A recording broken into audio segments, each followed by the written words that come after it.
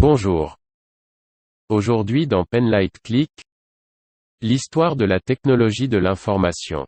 Dans cette vidéo nous allons passer en revue les étapes, importantes, du progrès de la technologie de l'information et des communications. Elles ont rythmé la vie des êtres humains depuis le début de l'histoire jusqu'à nos jours. Beaucoup de personnes pensent que la technologie de l'information et des communications est née au XXe siècle. En réalité, elle est née dès que les êtres humains ont cherché à communiquer entre eux, à échanger des messages avec des moyens autres que le langage, et à mémoriser l'information sur un support physique, transportable ou non. Faisons un voyage dans le temps. À environ 3300 ans avant Jésus-Christ, chez les Sumériens, on trouve l'invention de l'écriture. Elle donna naissance à la technologie de la communication et de l'information. À son enregistrement sur un support physique, et à son transport dans l'espace, et dans le temps. C'est le début de l'histoire. Cette écriture n'était pas alphabétique à ses débuts. Elle était d'abord logographique, puis syllabique. Le besoin de compter les biens de chacun, de mesurer les angles, et celui du calcul astronomique, a poussé les Sumériens à inventer presque en même temps le premier système de numération. Ce système était additif, et avait une base égale à 60. Cette base 60 est utilisée jusqu'à aujourd'hui, pour la mesure des angles en degrés, et pour compter le temps en minutes et secondes. Plus tard, aux environs de 2000 ans avant Jésus-Christ, leurs héritiers les Babyloniens, améliorent ce système. Ils introduisent pour la première fois dans la représentation d'un nombre, la position en plus des deux symboles de base. Le clou et le chevron. La numération positionnelle était née. Le 0 étant représenté par un espace vide. Ce système de numération positionnelle sera repris dans la représentation décimale à 10 chiffres, par des savants indiens, puis par des savants arabo-musulmans, plus de 2700 ans plus tard. Si on progresse dans le temps, à environ 1500 ans avant Jésus-Christ, on trouve chez les Phéniciens l'invention de l'alphabet. De cet alphabet, sont issus les différents alphabets modernes actuels. Faisons un saut de 20 siècles en avant, en 1450 après Jésus-Christ, en Germanie. Dans la ville de Mayence, Gutenberg vient de mettre au point le procédé de l'imprimerie. Et ainsi, avec cette invention commença l'ère de la communication de masse. En 1454 on imprima le premier livre, la Bible, dite Bible de Gutenberg. 2 siècles, après Gutenberg, en 1645 en France, le mathématicien physicien Pascal présenta sa calculatrice mécanique, considérée comme la première machine à calculer. Elle permettait d'additionner et de soustraire deux nombres d'une façon directe, et de faire des multiplications et des divisions par répétition. Peu de temps après la machine de Pascal, en 1689, le mathématicien allemand Leibniz inventa le système de numération binaire. Ce système n'utilise que les caractères 1 et 0 pour faire le calcul arithmétique. Souvent les mathématiciens inventent des systèmes de calcul, qui à première vue, ne servent à rien. À part que Leibniz trouva des symboliques théologiques à ces chiffres binaires, personne ne voyait d'application pratique. Jusqu'à la naissance de la technologie numérique moderne, 2 siècles et demi après, au XXe siècle. Ce qui constituera, comme nous le verrons dans cette vidéo, l'élément fondamental de la représentation de l'information, sa sauvegarde en mémoire, et ses communications. C'est en l'an 1837, que débute aux USA, l'application pour la première fois de signaux électriques pour communiquer à distance des informations. Ce fut l'invention du télégraphe électrique par Morse, un artiste peintre. Il avait mis au point un codage ingénieux de l'alphabet latin, en impulsions électriques, courtes et longues. C'était la naissance du premier système de télécommunication. Quelque temps après, le physicien et ingénieur américain d'origine écossaise, Bell, utilise le signal électrique pour transmettre la parole. Il inventa à Boston le téléphone en 1876, et créa la Bell Telephone Company en 1877, qui deviendra plus tard AT&T, American Telephone and Telegraph. Beaucoup de personnes de différents pays ont contribué au développement de la technologie des images, à travers des siècles. Parmi eux le polymathe Ibn al-Haytham, né à Bagdad, il réalisa au XIe siècle en Égypte, la projection d'images sur un mur d'une chambre noire, à travers un trou.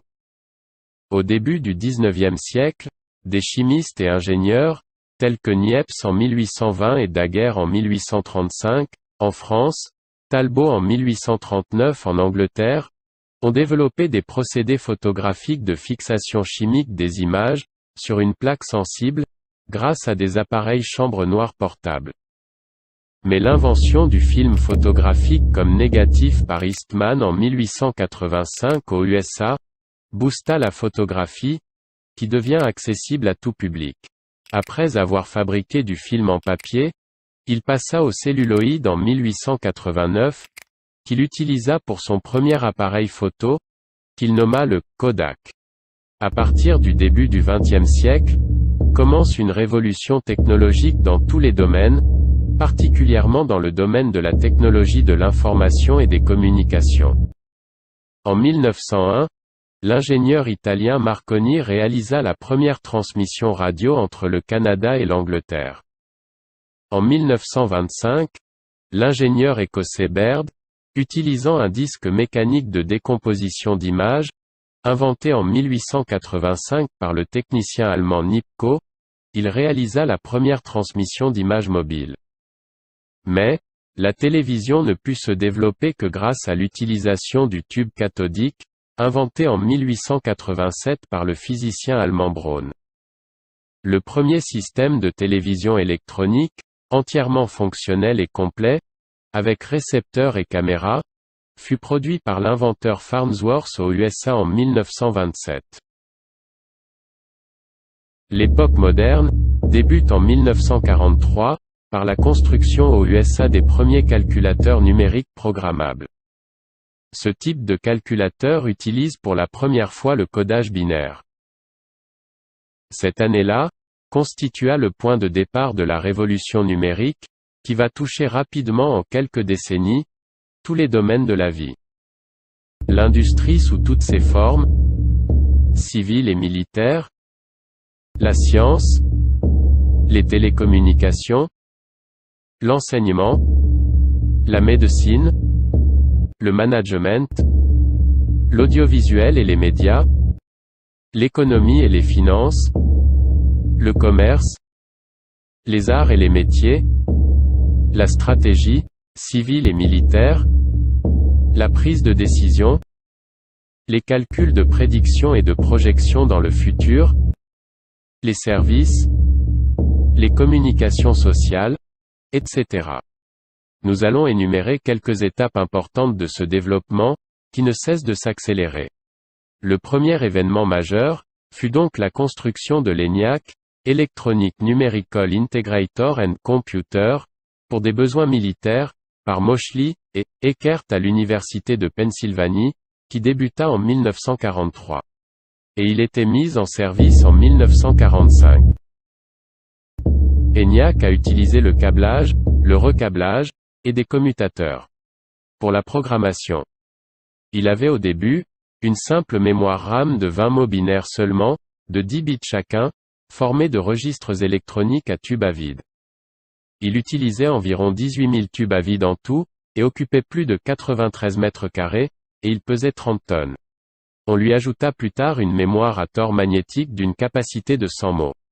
En raison de sa technologie électronique et digitale innovante, il est 1000 fois plus rapide que les ordinateurs électromécaniques qui l'ont précédé. En effet, il calculait une trajectoire balistique en 30 secondes, là où un calcul humain à la main nécessitait 20 heures.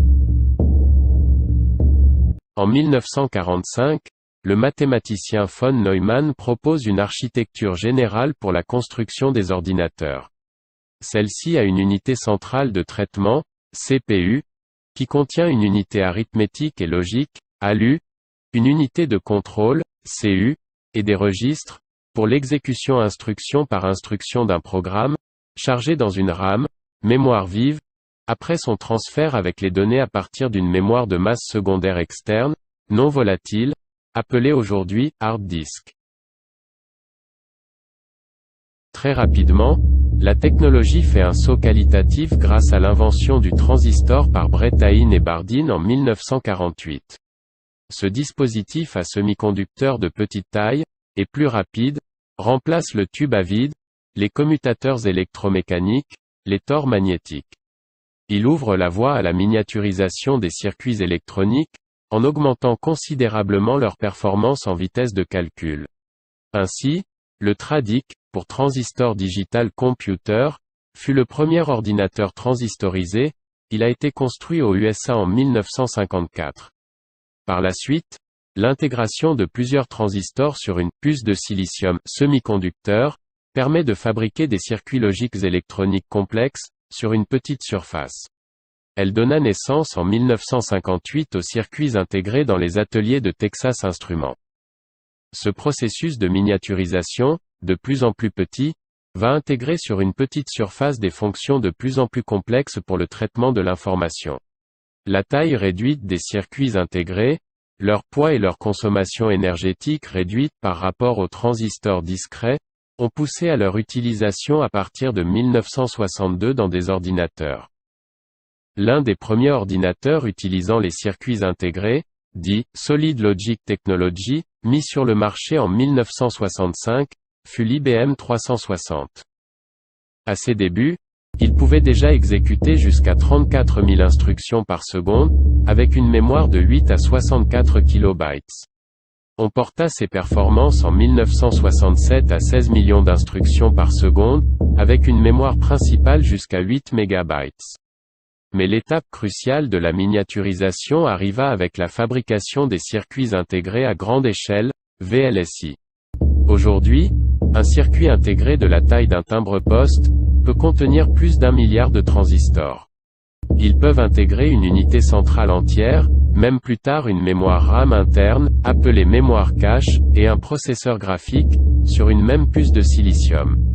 Ainsi, le premier microprocesseur de l'histoire, le 4004, est né en 1971 dans les ateliers de la firme Intel.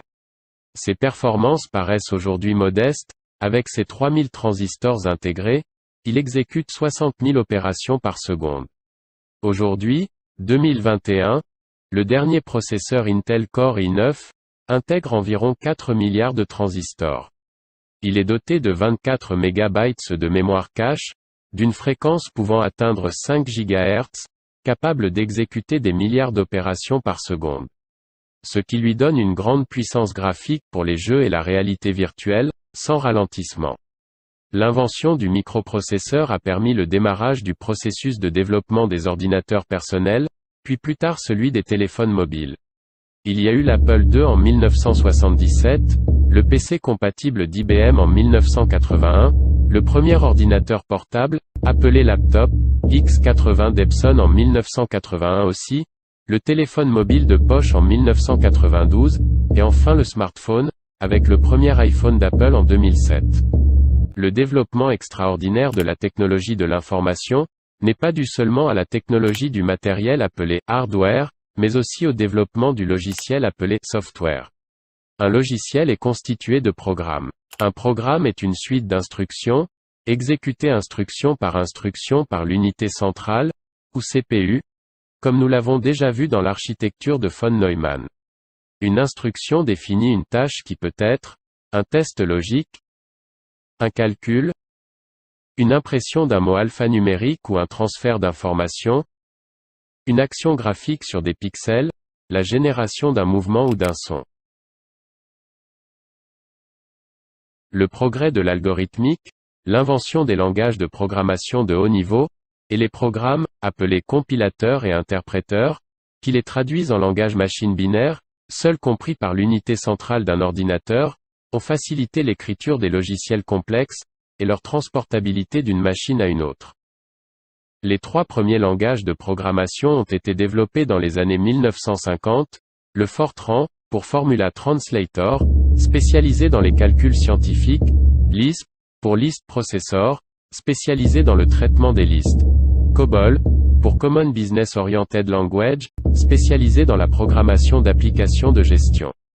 beaucoup de langages plus puissants verront le jour plus tard, tels que Pascal en 1970, C en 1972, C++ en 1985, Java en 1985 aussi, et Python en 1991. En parallèle avec les progrès dans le hardware, les progrès dans le logiciel, ou software, de programmation ou d'application, n'ont jamais cessé jusqu'à aujourd'hui. Dans le domaine des systèmes d'exploitation, Unix a été créé par AT&T dans les années 1970 au centre de recherche de Bell Labs. Une étape importante a été franchie par la création par Microsoft du DOS, ou Disk Operating System, pour les PC en 1981, suivi du Windows en 1985, et de Linux en 1991. Les systèmes d'exploitation, destinés aux smartphones et tablettes tactiles d'abord, et qui se sont étendus par la suite à tous les objets connectés, ordinateurs, télévisions, et même les automobiles, sont apparus avec iOS d'Apple, révélé avec l'iPhone en 2007, et Android de Google en 2008. Le troisième élément qui a boosté la technologie de l'information, c'est aussi les progrès dans les systèmes et réseaux de communication à distance. Au début, comme nous l'avons vu, les réseaux étaient à fil, puis sans fil, et aussi spatial grâce aux satellites de télécommunication. Le premier réseau pour ordinateurs, ARPANET, était conçu par des universitaires pour l'armée américaine. Il a été achevé en 1969. Il n'avait que 4 nœuds. Le concept d'Internet est né d'ARPANET avec l'idée de connecter plusieurs réseaux du type ARPANET entre eux. Ce type de connexion est nommé en 1972, Interneting, par CAN qui devient par la suite Internet. CAN et SER sont considérés comme les inventeurs du protocole d'Internet TCP/IP. Internet Engineering Task Force publie en 1983 les spécifications de DNS, Domain Name System. DNS traduit le nom, en lettres, de domaine en adresse IP, en chiffres, utilisé à travers les réseaux. En 1984, 4 étudiants de l'université, UC Berkeley, implémentent le premier DNS serveur. Les serveurs DNS éliminent le besoin pour les humains de mémoriser les adresses IP. Ce qui a fait d'Internet un média tout public, c'est l'invention en 1989 du HTTP, Hypertext Transfer Protocol, ainsi que du HTML, Hypertext Markup Language, par l'ingénieur-chercheur britannique Berners-Lee, travaillant au CERN en Suisse. Ce protocole et ce langage permettent d'abord aux universitaires et chercheurs situés partout dans le monde de publier sur Internet, de consulter, et de partager aisément un document. Juste quelque temps par la suite, ce nouveau moyen d'écrire et de publier devient disponible pour pratiquement tout le monde. C'est la naissance du web. Avant cette invention, on pouvait envoyer des fichiers par email, mais pas de consulter un exemplaire unique de référence stocké à un endroit donné, disponible pour tous. Le World Wide Web mondial, en abrégé WWW, est né en 1992. Pour aider la recherche d'informations dans des documents stockés sur le web, il a fallu créer des navigateurs moteurs de recherche, tels que Netscape, en 1994, Internet Explorer, en 1995, Yahoo, en 1995 aussi, Google en 1998, Mozilla Firefox, en 2002, tous les 5 sont nés aux USA. Aujourd'hui, toutes les transactions sécurisées à travers le web se font grâce au protocole HTTPS, qui a été introduit pour la première fois en 1994 pour Netscape Navigator. Mais pour le grand public, c'est la venue des téléphones mobiles personnels, qui a révolutionné le monde des communications. La 1G analogique fut lancée au Japon en 1980, la 2G avec la norme numérique GSM en 1991 en Finlande, la 3G pour la première fois au Japon en 2001. Elle transmet grâce au standard UMTS la voix téléphonique, les données numériques, la vidéo et la télévision, à travers Internet. La 4G en 2009 en Suède. Elle permet avec son standard LTE l'accès à Internet, la téléphonie IP, les services de jeux, la télévision mobile haute définition et la vidéoconférence. Et enfin la 5G a commencé à se déployer dans le monde en 2019. Elle offre une plus grande vitesse de téléchargement, jusqu'à 10 gigabits par seconde. Ce qui rend possible de nouvelles applications, dont l'Internet des objets, IoT, et les communications machine à machine. Nous terminons cette vidéo par 3 notes importantes. Aujourd'hui pratiquement tout devient numérique et connecté. Partant de la collecte des données, puis leur traitement pour obtenir de l'information, ensuite traiter l'information pour la rendre exploitable, puis stocker localement ou à travers le cloud les résultats, vient enfin son échange, et son utilisation. Les data centers sur le cloud, en plus de l'hébergement des serveurs et sites web de tout genre, offrent des services informatiques aux entreprises qui ne peuvent pas acheter du matériel coûteux, et qui nécessitent un personnel d'administration logistique et de maintenance très coûteux aussi. La vie de l'information est parfois représentée dans une pyramide. À la base on a les données, puis leur transformation en information, ensuite la construction des connaissances avec les informations, et enfin l'usage, sage ou non, des connaissances acquises.